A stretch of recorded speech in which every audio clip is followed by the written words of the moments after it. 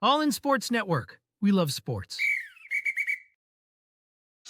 It is Friday, August 1st. What are you laughing at? You don't like our new intro?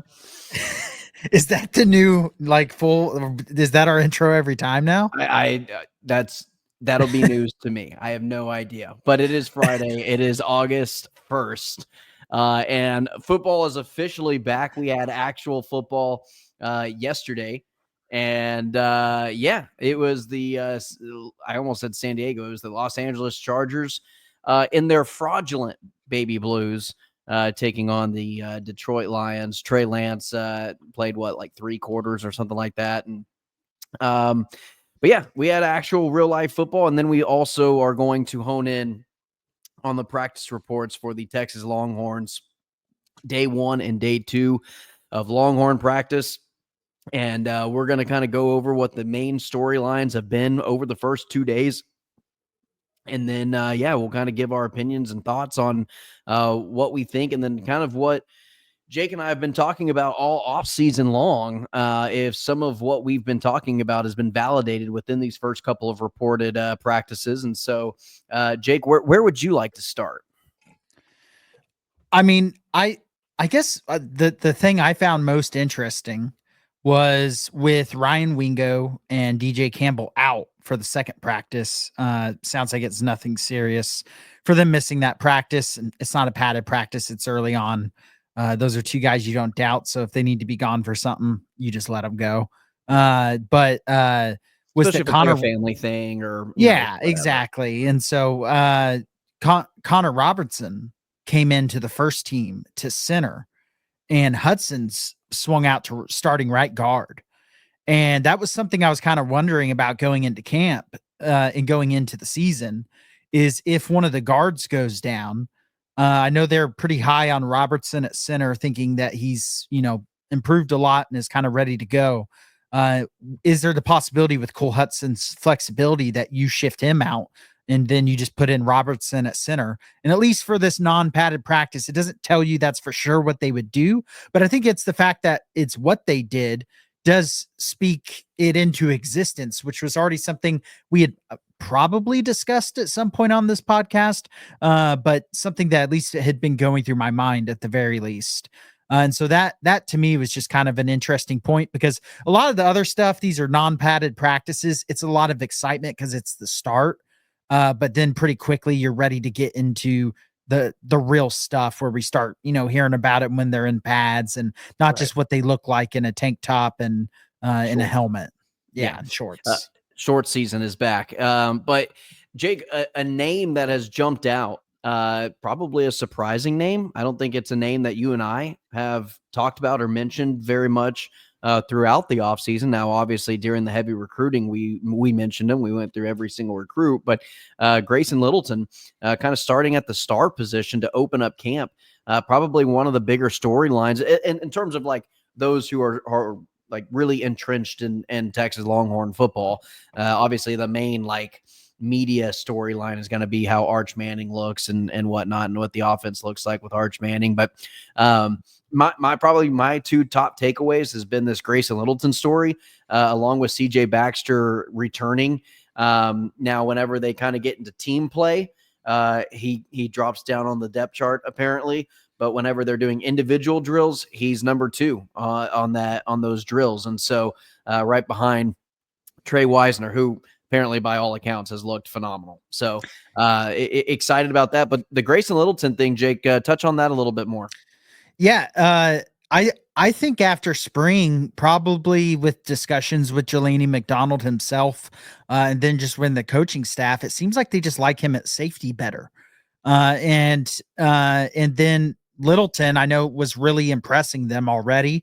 But for them to move him to a starting position, whether it sticks or not, for him just to be there day 1 as a true freshman says a lot about what they think about him. And I wouldn't be surprised if it's him and Mack, Wardell Mack, the sophomore, who they're also really high on, was a 4 or 5-star type of guy, are switching out on some possessions and both see some significant time early in the season, even against an Ohio State. But that's definitely something to follow, because that just from a coach trust standpoint, the fact he's gotten that much trust, because it's very hard to crack your way into the starting lineup as a freshman for Steve Sarkisian, especially since they've gotten over that first season. It's a very tough thing to do. And so the fact that he has done that says a lot about what they probably think of not only him as a football player, but his smarts, his maturity, and his ability to play the star position as well was one of the harder, more demanding positions on the defense. Mhm. So to me, it's just really impressive. It makes me excited to see what he's going to do on the field, whether it be this year or just whether it be throughout his whole career as a Longhorn. Well, and then you bring up, a Jalen Gilbo, a Kobe Black, a Derek Williams. If that position is going to be leaned more towards Grayson Littleton, then where does Gilbo and Black fit in terms of the nickel spot, CB2? Where does Derek Williams fit in terms of a backup safety role? Or is he going to come in on a situational, dime package look where he's out there on the field along with the Jelani McDonald, possibly along with the Littleton? Where is his role? Is he just still recovering, and is he maybe just not 100% healthy back to feeling comfortable again in terms of his availability? So I still a lot of maybe something that day one and day two practices led up for me, maybe more questions than answers, and not in a bad way, but just, okay, now we're getting a little bit of a taste. Now we're getting, a little bit of something here from the coaching staff in terms of what this roster, what the starting lineup is going to look like. Now we've got a little bit of a follow-up question with some of these guys. Yeah, it's showing the depth at the secondary, and especially if Littleton and Wardell Mack are ready to go at star. And I know they're really high on Mack still, from what I was reading and thinking that he's ready to play this year. If that's the case at star and McDonald can play safety, they have an embarrassment of riches in this secondary to play with. They may not have a guy who has a Jahdae Barron season, or maybe is quite the insane clutch playmaker that Andrew Makuba was, but the quality and the depth of this secondary may be even better than last year, because you have Derek Williams, who might not even be able to crack the starting lineup and will have to rotate in because Jelani McDonald is probably going to have a huge year. You have Michael Taff, which is just a given. Xavier Filsamy, a guy that they're expecting to be ready to go this year. And then at corner, you may not have Jahdae Barron this year, but Muhammad, by all accounts, should have a very good year. I know a lot of people have a sour taste in their mouth. We got frustrated at him at times when he had a couple plays at the end of the season. A couple plays aren't determinant of how your whole season of play was. His whole season of play was really solid at worst. He may not be a ball hawk who's going to be getting 7 interceptions throughout the season. He's only got, I think, that can 2. change though in a hurry. But it very well could change. Yeah. But also, if you're locked down and the quarterback's not even testing that side of the field, that's going to push the quarterback throwing more so towards Michael Taff and another, ball hawk over on that side, whether that be a Kobe Black or a Gilbo or whoever's playing on that other side. If Manny Muhammad can shut down one half of the field, I don't care how many interceptions you get. I just need you to be locked down. Yeah, and I think that's going to be kind of. And the thing is, you have Gilbo and Kobe Black, who are both apparently looking great at corner, battling out for that second spot. But it doesn't really matter who wins because you can have them all at the field at the same time. Well, they're going to rotate and they're going to keep guys fresh. And yeah. And then the flexibility they're finding with Trey Moore, the packages they're going to be. Brad Spence, by the way, has moved full time to edge from linebacker. That's another big story that's happened here recently. So for only the first couple of days of camps, pads not being on yet, and this being a hard time to draw a lot, I do think there's a lot of telling things that are going on. Brad Smith moving to edge full time tells me how confident they are in Ty Anthony Smith and Bo Barnes, and Trey Moore for that fact at the linebacker positions. And then obviously Anthony Hill and Leona Lafau. And then just as far as guys who appear to just change their body in a positive way over last year. Ethan Burke, they've talked about him. He slimmed down a little, more muscle. The strength and conditioning program in this Texas football program continues to show itself. I heard Leona Lafau looks a lot more sturdy, ready to go and run defense. And the D tackles, what the more and more you start reading about these D tackles, and it started in spring, it's that they may not have that high-end level guy like they've had the last 2 years, just the dominant guy like Alfred Collins or, a Vernon Broughton or Tavondre Sweat or Brian Murphy. But this is the best depth that they've had. And the D tackle position doesn't appear that it's going to be an issue, is basically what I've been reading between the lines of. Now, obviously, we'll know more when pads come on, but pads were on in spring and people were high on the D tackles then as well. Yeah, I mean, from all accounts of what I've heard from Cole Bavard is he is a man out there, and he It is a sounds big like man. he's going to be and this isn't a shot at Ben Norton, but a better version of Ben Norton, a more explosive version. Bill Norton. Yeah. Bill Norton. Yeah. A more explosive, better version of him, because he's going to be kind of the run stuffer versus the penetrator. I mean, I think Cole Bavard and Alex January are your 1-2 guys in terms of, a starting defensive line when it comes But Hero Canoe has been in the starting lineup to start, and apparently he has looked great, and they're very high on him. I've heard good things about Murad Watson. I just think I don't even know if you're going to have a quote unquote starter. It's just going to be matchup based. It's going to be situational, and it's going to be matchup based. Jake, before we get going anywhere, I want to shout out our listeners, our subscribers. We're rising, we're growing. Big thank you out to everybody. Please like, share, and subscribe to the channel. If you've made it this far in the video, we're probably about only halfway through our conversation. Go ahead and hit that subscribe button. Go ahead and hit the like button. Share it as well, and we appreciate it. But yeah, our numbers have been growing throughout the summer, which is crazy. Jake and I probably thought we were going to be pretty stagnant at a lull. But we're approaching 800 subscribers before week 1. And if we can get to that with your help, that would be huge for the podcast. And so that means more advertising opportunities and other things like that for us. And so if you get a chance, hit a like, hit a subscribe. We appreciate it. All right, Jake, let's go ahead. And again, I wanted to kind of talk about and we can continue to talk about the offensive line, talk about the defensive line. One guy I wanted to really mention, though, is CJ Baxter, and kind of clear the air. You and I, we just finished an episode, an over-under on running backs. We weren't 100% sure what the running back situation was going to look like, even with CJ Baxter. And it might be kind of what you were alluding to, maybe slightly. We might not see a lot of CJ Baxter until conference play. Florida, Oklahoma might be where we kind of start seeing him sprinkled in a little bit. I'm hoping mid-season, towards the late end of the season, he's in a full rotation with the team. But from all accounts of what we're hearing, what we're reading, what we're watching, is that he's kind of been that RB2 in individual drills, but in team drills, he's behind some of the freshmen even. He's not running full speed. Yeah, it sounds like what I've heard is maybe he's at about 80%, and that's a maybe. And that's, I mean, and the thing is, you can't get too down on that, because it wasn't just a torn ACL for him. There was multiple ligaments injured as well. It was it was a very severe tear, because there was a lot of damage other than the tear. It wasn't a clean tear. Yeah. And so that's a long recovery time. And I wouldn't be surprised if we see Baxter get little to maybe 0 carries week 1.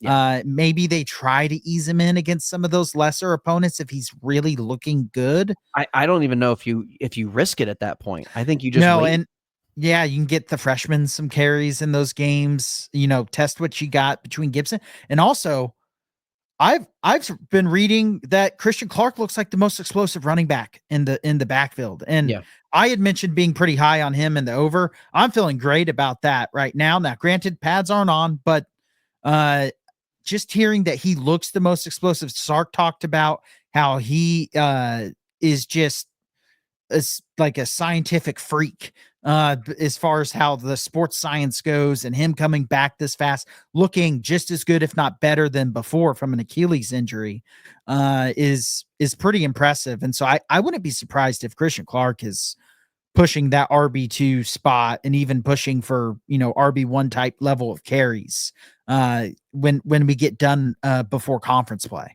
Yeah, no, I think he's going to be RB2 to probably start off that Ohio State game in week 1. And anybody else who may not necessarily agree with me, do not be surprised if Christian Clark comes out as RB2 and Trey Wisner is RB1 come Ohio State. Now that has room to change, But I don't think Christian Clark's going anywhere anytime soon. I think he's going to be a staple in this backfield this season, and that's exciting. And I have a feeling once he gets some carries in a game, it's going to get harder and harder to keep him off the field. Not saying he'll become the workhorse. I don't think that's how Texas functions under Sarkisian. They have a embarrassment of riches at the position, and it's a long season. They want to keep guys healthy, but he'll be getting an equal amount of carries, I think. As long as he doesn't have any setbacks, he continues to look good when the pads come on. He doesn't look hesitant. He looks fast and explosive like he has. I don't see why he wouldn't. And so that is great news for this Texas backfield because they need a little bit more explosiveness out of it. Wisner is a little bit of a workhorse. He's kind of a do-it-all running back. Yeah. And I'm sure he's improved in the explosiveness, but if they can get a guy who can, Jaden Blue was very explosive. They couldn't give him as many carries as they would have liked to because he just kept putting the ball on the ground. If you get a Christian Clark who can provide kind of what Jaden Blue did, but hopefully have better ball security, that'd be huge. And then you get to work a Baxter in slowly as he starts to come along as the season and have him be the bruiser, and then you still have Jarek Gibson. You have so many guys to figure out that to not only compete every week to get carries among each other at practice during the game. And I think you'd mentioned this on our over under episode. It very well could just be whoever has the hot hand any given game. Yep. And it could end up being as crazy as Texas not having 1,000-yard rusher because they have 4 800-yard rushers. Or they have, 100%. No, I completely agree. Offensive line, Jake, I know you want to talk about it. A little bit of a rotation happening that we're kind of starting to see. Nick Brooks obviously had some off-the-field issues over the offseason. He was expected to probably be left tackle 2, right tackle 2, kind of wherever he could kind of be. Right now, he's about 3rd, 4th on the depth chart. And again, he's kind of working his way back up. One thing that people need to understand with Steve Sarkisian, even with Jack injuries, he was, I think, 4th on the depth chart at tight end. I think he was behind Spencer Shannon. I think he was behind Jordan Washington and even Amari Winston. Yeah. Amari Winston, yeah. And so I think injuries, if this is your first year on the Texas Longhorn practice field, you're not going to start at that number 1 spot unless you're a true freshman, maybe, possibly. But if you're a transfer coming in, you're going to work your way up. And I don't expect Jack injuries to be 4th on the depth chart come week 1 against Ohio State. I just think that it is a very stapled rule of Steve Sarkisian of saying, look, you're not going to walk on this campus and be the number 1 top dog. You have to earn your stripes just like everybody else has. Yeah. And from what I've been reading about him as well, in his catch radius, he already seems to connect well with Arch. He'll be tight end 1. Yeah. Well before I have no concern about Jack injuries. I'm just saying. But if anyone is looking into that going, oh, is he not what? No, this is just a Sark thing and a good thing. You just saying you gotta work your way up and prove you are, what we saw on tape. Yeah. And he's already doing that. And I'm Isn't sure Mosley another one. Yeah, and when the pads come on, it's only going to show more. And then another name I've been reading about to jump to wide receiver real quick. Continuing to hear this name. We've heard it during the spring. We heard it during the summer. Parker Livingston. I mean, he is becoming to the level that they're talking about him, and apparently his route running has gotten a lot better. And I don't think he's going to not be on the field from a week-to-week basis. I think he's weak. I think he's wide receiver 4. He possibly has the chance to rotate with Mosley, depending on what that. We know who the top 2 guys are, right? I mean, there's no question, ifs, ands, or buts about it. It's Moore and Wingo. But I think Livingstone is very quite capable of filling in at a slot position, a wide receiver 3 position, and then a wide receiver 4 position, and kind of spell some guys out. If Wingo needs a break, Livingstone comes in there on the outside. I just think that's where we're going to see him. I don't see a situation where we don't see him in a game for a week. Like I think every game this year, we're going to see a Parker Livingstone appearance in a couple of possessions. And I think he's going to make some big plays that really catches Apparently, people's him and eyes. Arch have a very good relationship as well. Yeah, and that Arch helps. apparently already has great connections as far as with receivers with Ryan Wingo, DeAndre Moore, which we saw last year in full Jake, display. by the way, hey Jake, we're 20 minutes and 30 seconds into this episode. We just mentioned Arch Manning for the first time. Yeah, and the pads having come on, and we're 20 minutes in. It doesn't even feel like we've been talking that long. But yeah, and yeah, not mentioning Arch Manning. I mean, we're going to talk about him plenty this year. We're going to use him as clickbait as much as possible to get our views up, As we should. Yeah, and as we should. But there's not much to talk about with Arch, quite honestly. Pads aren't on. Apparently, he guess looks what? good. In shorts, he throws the ball really well. Yep. And he throws them really well with pads on. But I think what we all want to see is when they start getting into the team scrimmages, we know he's going against a really good secondary when we start doing those scrimmages. What's the offense going to look like? I know from spring it sounded like offense one days, defense one days, which is what you want to hear, by the way. You want both sides of the ball to have their days. You don't want one side of the ball to be completely dominant over the other. Right. And so, in the last couple of years, the defense kind of dominated the offense. And I think we, saw why once the games were played. This year, I think you're going to see a little bit more balance in the practices. And I'll be curious to read about how the trenches battle is going, and especially that right tackle position. It seems like Neto, by the way, has really come in from this summer ready to go. And it seems like any doubts about him are gone because there's just been no talk about there's no competition at guard. Neto changed his body for the better over the summer and he's ready to go. Sounds like he probably knew he wasn't quite where he needed to be in the spring and took the summer really seriously, which is great to hear. And so it seems like it's just that right tackle position that we need to sort out. And that's going to be a battle between Baker, Kojo, and Nick Brooks. They didn't say his name. Kyle Flood didn't say his name when he said it's a battle between Baker and Kojo. Brooks will be in that battle come week 2, but he has to work his way back into good graces. He's kind of in the doghouse right now because of his off the field and to his credit, I've heard that he surrounded himself with some of the upperclassmen, some of the leaders on the team have kind of taken him under their wing, and are keeping him away from bad influences, bad relationships, toxic relationships that he was previously in, whether that be old, childhood friends, girlfriends, whatever that is. And they're trying to kind of steer him in the right direction. And that's the leadership of the team, of his teammates, not his coaches. His coaches are not telling the teammates to do that. Apparently they've kind of done that themselves. And so again, just another reason why you love the culture of this Texas Longhorns team and the direction and where this program is headed. But yeah, Jake, I think we kind of went through it all. Again, it's hard to see linebackers. It's hard to see offensive line play whenever you don't have pads on.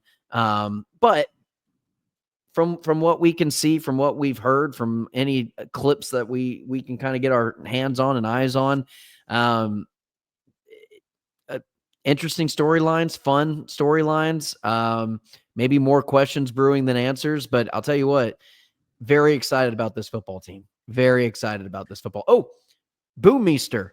We would be repressed. We buried the lead. We'd be repressed to not mention Boommeester. Apparently, this dude's just bombing the ball 90 yards, 80 yards, switching field position, just looking great. One of the inside Texas guy, and this does matter because you can tell if a punter or kicker is good with or without pads. It don't matter. And last year, day one, I remember them being like, punters don't look good, but it's early and they're young, so maybe it'll be fine. They don't look good right now, and they didn't look good the whole year. Some inside Texas guys were talking about it, and every time he was punting, they're like, I was able to count to 5. Yep. I couldn't damn near count to 3 when we were getting punts last year. But not only that, but apparently one of the staff members was in front of them. And the inside Texas guy turned and said something to someone like, we have a punter this year. And the coach turned around, or the staff or whoever it was turned around and said, yeah, that's an understatement. So they're excited about Bowman. And it is a big deal because we saw how many games that was a issue last year. And we talked about it in our we did a whole special teams. Yep. A Did a whole whole episode about episode it, on but special got to teams. talk about it again, just because for it to sound like he is looking every bit of the part. That is going to be a big deal this year, because it makes it to where the offense, if you get the ball and you drive 40 yards and you're only at midfield, you end up punting it or having to go for it. And if you don't get it, putting your defense in a bad spot. Yep. Now you drive 40 yards, you may be in the red zone, you may be in field position and just able to kick a field goal. Now you probably have a field goal kicker you can hopefully rely on this year. Yep. And so I think that's going to be, they're going to have some close games this year, because I think the schedule's a lot harder, especially when you look at the road schedule. And them hopefully being much improved on special teams is going to be a big deal. Because another thing is, with more depth at running back, and hopefully they can avoid any catastrophic injuries. But last year they had to kind of change their special teams up because they couldn't have any running backs out there anymore. Right. Some of those depth guys couldn't be on the field in the coverage teams. Yeah. They should be able to have that again this year, which gives you more speed and power. And so I look for special teams to make a gigantic jump from last year. Yeah, and we're gonna be kind of coming out with more episodes, not as frequently, but just not as pre-recorded. They're gonna be more up-to-date episodes, I guess. Now that the summer, I'm gonna count summer over. Football season declares the end of summer. And so I'm just going to go ahead and say football's back and the summer's over. So Jake and I are going to be probably only, recording 1 or 2 episodes at a time, so we can get the most up-to-date, most current news to you, especially with these practice reports coming out more frequently. We'll get these episodes out to you as soon as we possibly can, and as up-to-date, even if it's after a day or two. We'll do a couple days like we did this one, day 1 and day 2. So again, if you made it 27 minutes through this video, please like, share, and subscribe. We appreciate the support. If you've made it this long and you haven't hit the subscribe button, what are you doing? But we do thank you for it. Again, we're growing slowly but surely, and our goal is 800 by 800 subscribers by week 1, that Ohio State game. That gives us about a month to get to that point. And I think we're at 747. So we need like, around 750, shot up quite a bit in the last week or two. Honestly, more growth over the summer than we would have expected, to be transparent with the audience. So we're excited about it. We're excited for football season, and hopefully we get a lot of you guys watching and commenting, and tell us what your favorite storylines are, what you want us to talk about, interact with us, and we'll bring it up on the episodes. We try to be as interactive in the comment section as well. So please leave a comment. Go to our channel, hit popular, go into the Georgia, the regular season loss. Go into those comments. We were in the trenches. Yeah. Okay. And we need some Longhorn folks to have our backs this year. We can't just be doing it ourselves this year. So, all right. Well, again, like, share, and subscribe. We release these episodes 5 days a week, Monday through Friday, dropping at 12 noon. And then during the season, we'll have an immediate reaction episode on Saturdays following the game, no matter how late, no matter how early. So for Jacob Jimerson, I'm Tanner Carlson. This has been your daily fix for all things Texas Longhorns right here on All In Horns. And as always, ladies and gentlemen, hook 'em.